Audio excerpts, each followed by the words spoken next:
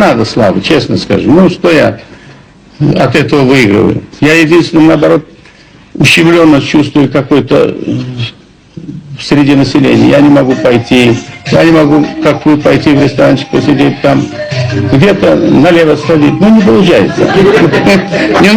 На самом деле, не получается. 11 часов утра.